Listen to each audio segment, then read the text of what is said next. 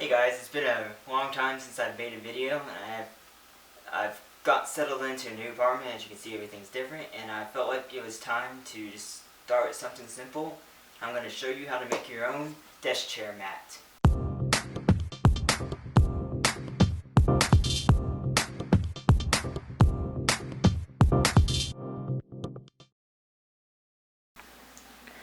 Okay, I'm now in my room. I just wanted to show you what I had before.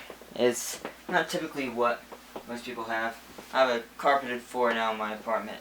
I did last year, but this is happened to get this, and it was a little bit better shape when I got it. It was still pretty bad. So this is an old desk chair mat I found in garbage at my school, and somehow I cut off here. There was pieces everywhere, and so I sliced it down to where it was the most usable part of it. And so over a year, well, almost a year of use, or not a year, I don't know when I got this, but this piece is like ripped off the side. So it was like one big piece before, but now it's kind of getting annoying because my wheel gets caught in the little holes right there, and it's not smooth anymore, and it's just doesn't look very good either. So I saw a little post on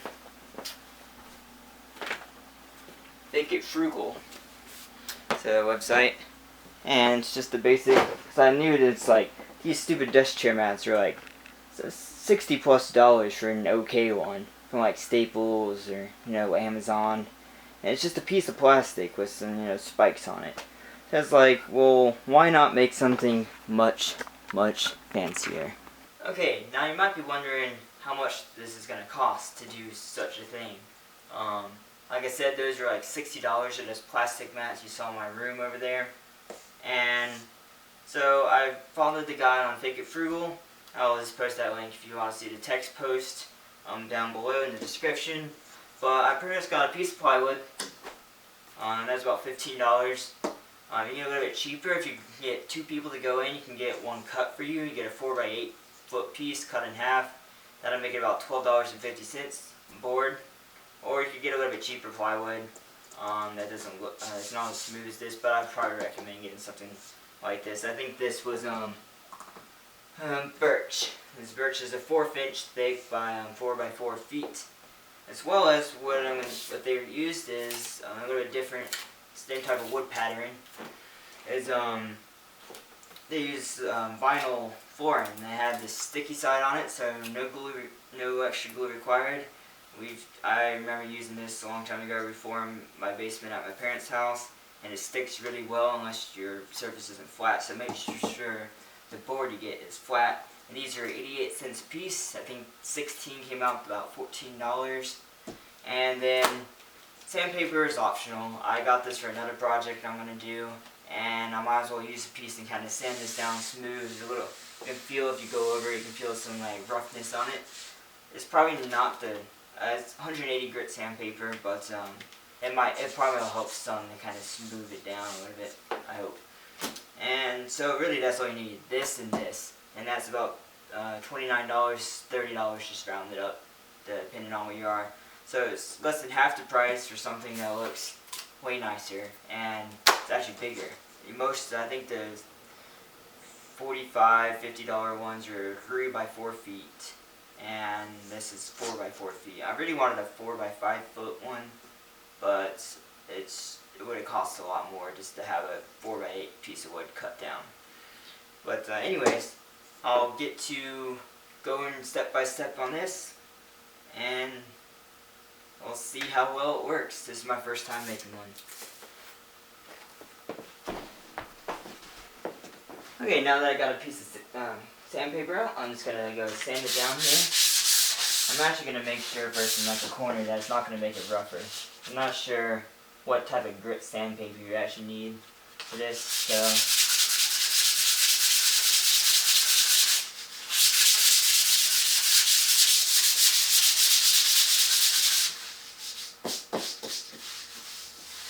yeah, that seems to be helping a little bit.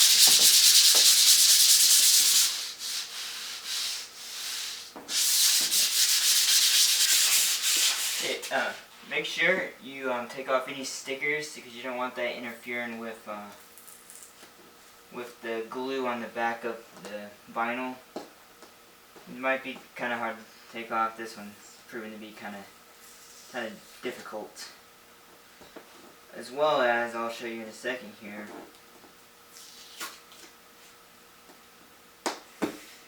that you want to make sure you get the smoothest side of the board first. What I'll do is just... I don't know if you can tell from here, but you see a little spot left from where the glue was. It's smooth to me, so as long as it's smooth to your hand, don't feel any little imperfections right there, then it should be good for the tile. The tile is actually probably not that picky. We probably could have just stuck it over the sticker, but it's always nice to be safe. Well, this finishes up and it... Yep. Okay, we're good to go. Now you have to, like I was saying, looking back here, you can see like all these bad imperfections on the back. They're smooth, they're not as smooth as the other side, and of course you're never going to see this side, so who cares, you must have the smooth side. So now I'm going to get a rag or towel or something just to get all the dust off of this and find any extra little imperfections and smooth it out.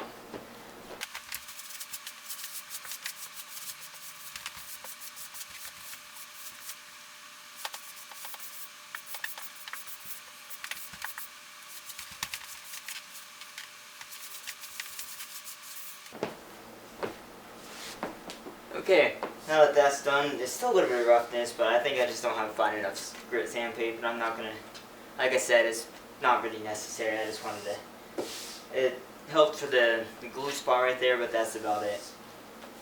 So I just make sure, again, get all the sawdust off the board. I'm not gonna kneel on it, just, in case it makes like a little dent in it. There we go. So what I'm going to do is kind of lay these out right here.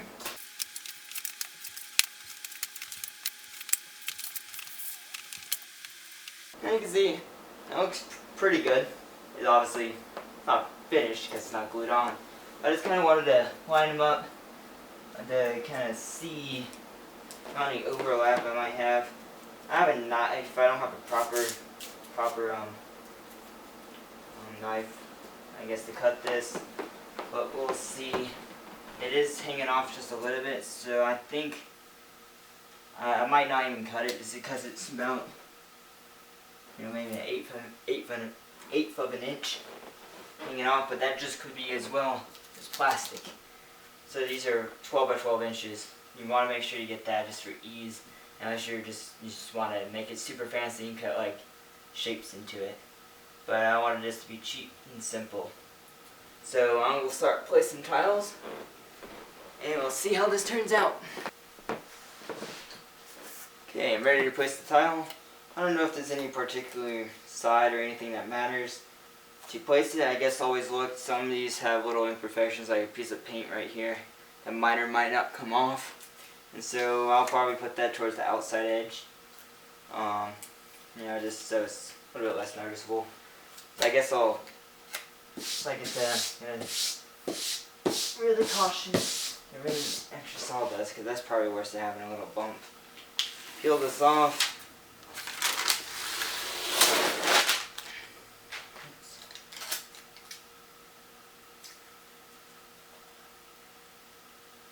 Get to the far edge. I'm not sure if you're supposed to let these dry or not. To make a good bond, but this is already stuck down, and I'm not doing to peel it back up, even a tiny bit off the edge. That shouldn't matter too much. But this is already stuck down and not coming up very easily, especially once the glue dries. So let's get the next tile and see how this works. Just be extra slow, because I read what if this side is even by the looks feels of it, but this side is not. So be really careful. That's what you can do.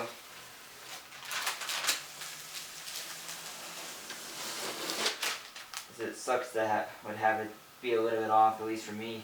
So I'm really annoying to have it off just the slightest bit. Put this down. I don't think for this type of tile it matters what direction you point. It's all the same or all around. So let's put this down. It's nice and straight.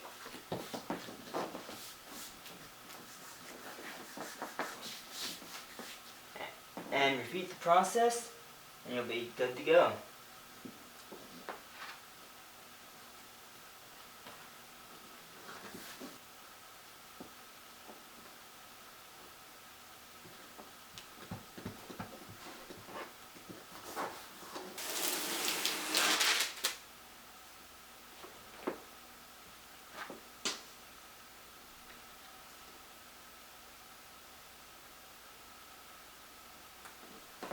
Okay, and for the final piece.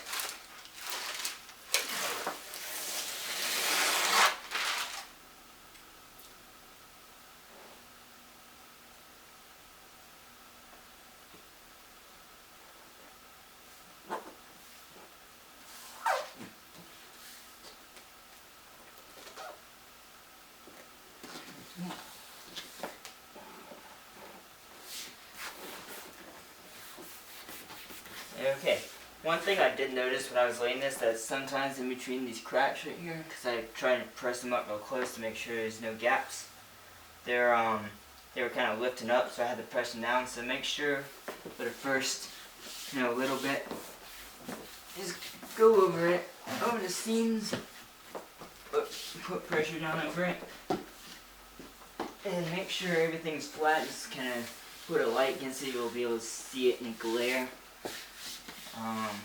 Otherwise this seems pretty flat. There's a couple I fixed in between shots. But one thing I noticed, it overhangs just a tiny bit along this one edge. It's flush on this edge as well as this edge. So only one edge is off a little bit, and I'll probably point that towards the front, I guess, maybe. I don't know. We'll see. But otherwise it looks pretty good. It's very, I want to say very heavy. It's pretty, has a lot of heft to it. There's a couple downsides to these type of panels. Heaviness, can't fold them up. But mainly I think the pros outweigh the cons in this case. It looks a heck of a lot better, as well as I think it's probably going to be sturdier and last longer because you have the 1/4 inch plywood as well as the vinyl on top. The vinyl is supposed to be really strong. We'll see how well it holds up to a chair rolling on it all afternoon. But as well as, yeah, it looks nice to me for $29, $30 depending on your tax and wherever you buy your materials, about $30. It's a pretty good piece. What I'm probably going to do, and makes sense to me, I don't know if this is what you're supposed to do, I'm going to flip this over, kind of let the weight of itself kind of like hold on to the panels, and kind of like this. Oops. And just kind of let the weight, sure there's none of those in there, maybe like an hour. And make sure the glue's all pressed down good and stuff like that. But yeah, I thought that went pretty well. Tell me down in the comments below how it went for you. If you have any questions, I'll see if I can answer them as best as I can, or I might if I can get to you. But yeah, please subscribe if you want to see more of these type of videos, and I'll be seeing you in the next one.